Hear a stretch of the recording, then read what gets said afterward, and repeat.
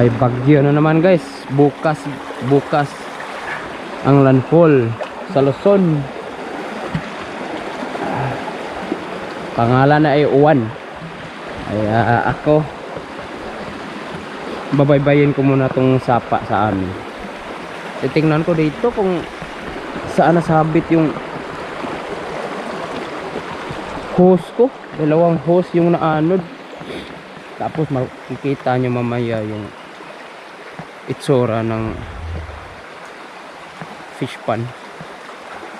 Anong nangyari? Ito, malayo pa tayo dun sa ibabaw. Sana nasabit o sana hindi dumiritso sa ibabaw. Kita nyo yan? Tubig lang dumaan yan. Dahil sa sobrang ulan, bagsak ng ulan guys. Grabe yung tubig na dumaloy mula bundok oh. Yan, tubig lang dumaan dyan. No. Grabe. Tingnan ko dito. Ito na lang siguro para hindi mataas ang video. I-update ko kayo kung makikita natin o hindi.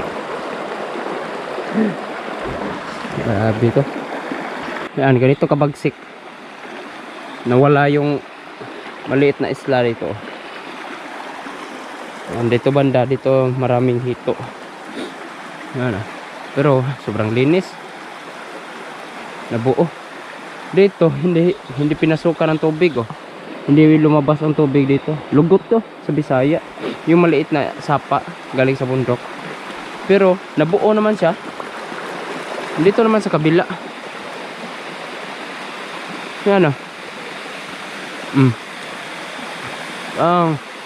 Grabe tubig dumaan dyan. Pero yung hongos pre, malapit na tayo sa fish pan. Sa palisdaan natin walang sinyalis, walang nasabit. Nawala yung buong kawayan dito oh. Oh, yun oh. Dito naman oh, dumaan yung tubig oh. Pero ito hindi to lugot ha. Talagang dito lang dumaan yung tubig. Grabe. Nandito ako nakatayo. Yung gawa ng tubig andun oh. Sa sobrang laki oh. Kalibil ko na. Kalibil. Sabit-sabit yung mga sako. Walang hose. Yan. Itsura pa lang oh. Dinaanan ng tubig oh. Bang! Umapaw pala dito. May dahilan to kung bakit nagganito. Yan, wala ng tubig yan. Ilang araw bago nahibas. Naanod yung isang hose namin. Yung isa nandoon. Tapos doon ko nilagay yung isa. Nasabit doon sa ibaba. Ito. Yan na lang yung tubig. Ayan. Yung tubig dito sa sapa. Hindi pa bumaba. Sobrang lakas pa oh. Yan oh. Nabutan ng baha dito oh. Dito dumaan oh. Dumiritso talaga.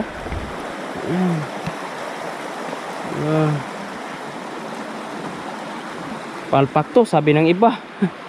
Napuno ng putik oh.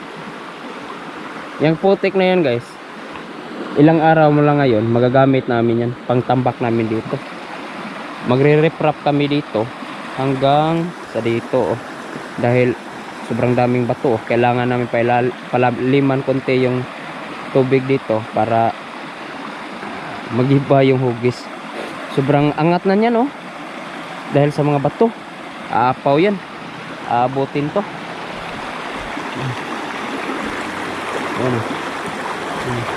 Yan, aabutin na yan oh. Sobra. Ang laki ng kinain ng tubig oh. Yung tambak namin dyan nawala. Yung kalahati.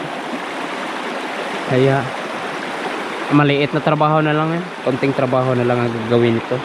Tapos maglalagay na ng isda pagkatapos ng bagyong Uwan. Ito yung dahilan oh.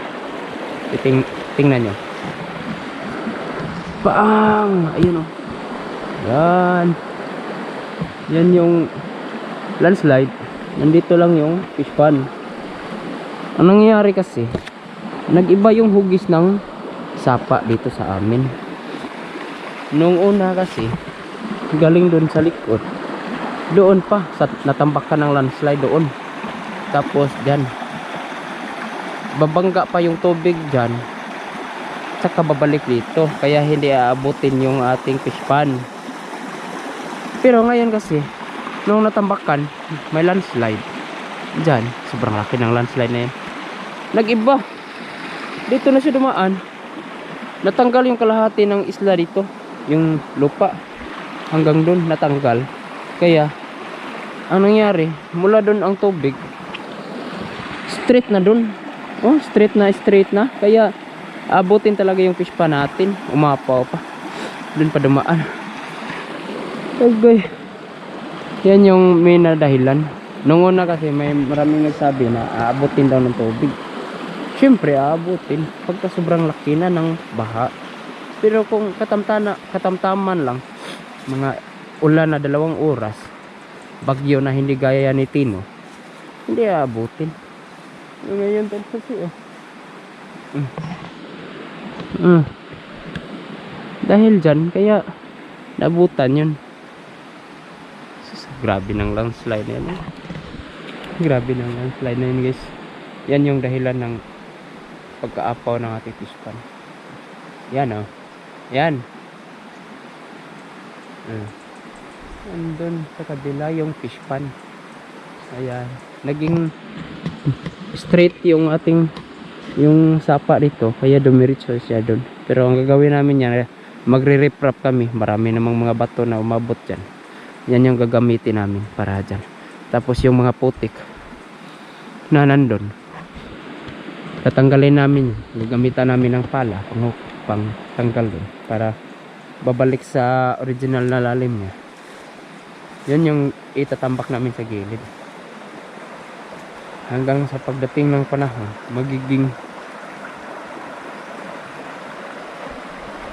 makapal na ang gilid niyan, hindi na aabutin ng baha talaga. Dito namin nilagay ang yan Sus. Grabe. Sobrang laki niyan.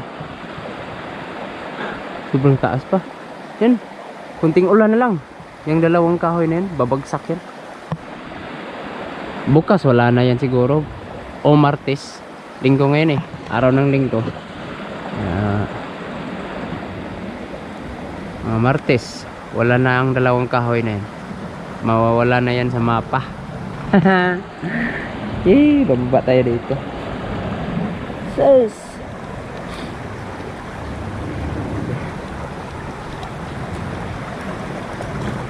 Kung napansin nyo naman, naka-upload na ako ng video. Dahil yun, sa bababa ako ng lungsod, ilang porsyon ng Cebu, ilang portion dito sa amin sa Cebu may kuryente na, pero mga 45% pa lang. Yung sa amin, dito sa amin sa bundok, wala pang kuryente talaga, matagal-tagal pa. Ang gagawin ko, kahit nasa lungsod, bababa ako para maka-update sa inyo. Hindi pala madaanan, sorry. Hindi pala madaanan to, pre. Yun yung landslide Sana matanggal ng baha to. Kaya parado na dadaan yung baha para yung ating fish pan doon hindi na aabutin ng tubig. Mag-update ako sa inyo. Masarap ng huminto sa pag-vlog Walay. Mahigit 1 linggo wala tayong income pero laban lang. Laban. Bangon taga Cebu. Bagyo lang yan, taga Cebu tayo. Sa totoo lang, bagyo lang yan, lindo lang yan. Sus. Taga Cebu tayo, pre. Kaya huwag kayong panghinaan ng loob. Yung mga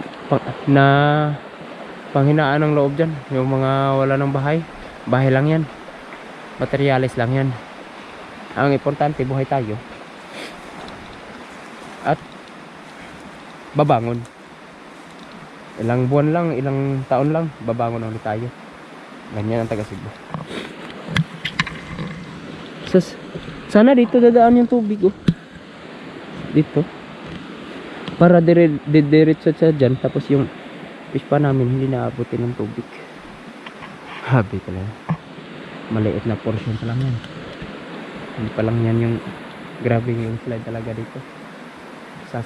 Sa ilog ng Mananganga nga. Galing sa Haklopan. Tapos yung mga bahay dun. Sa Liloan, Cebu. Wala. Yung taga ibang lugar dyan sa Luzon, dyan tatama yung bagyong Uwan. Ingat kayo. Kahalintulad, may ikukumpara namin yan sa bagyong Odette o Yolanda. Mas malakas pa yan kaysa Tino.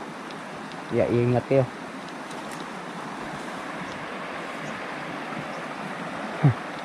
Yung inakyat ni Ima no, hindi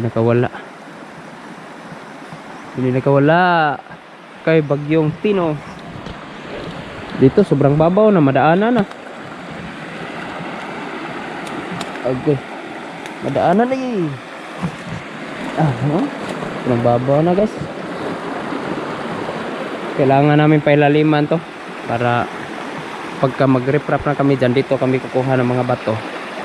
Ito na, tatanggalin namin tong mga bato, saka ilagay dyan para mapurma ulit yung ating fish pan at malagyan ulit ng tubig, saka tayo maglagay ng isda para mga February, March mag-harvest tayo ng marami-rami. Unlimited na kain ng tilapia tayo. Kami pala. Kami unlimited ang kain namin ng tilapia dito. Malaki-laki to eh. Hindi maliit na fish pan to. Pero hindi pang binta to ha. Pang outing magagamit namin to. Outing, yung mukbang dito.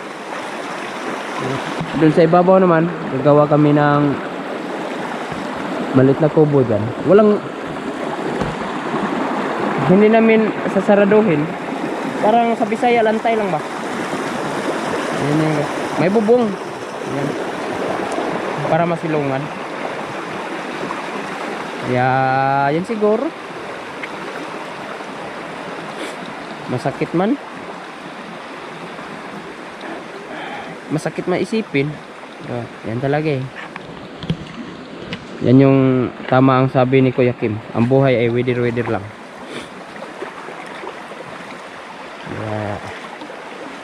Lahat ng problema may solusyon. Ulan man, may bagyo. Pagkatapos niyan, maganda ang panahon.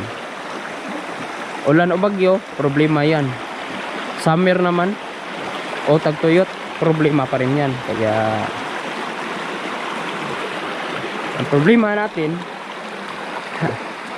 kinabukasan mawawala din yan. Itulong lang natin yan.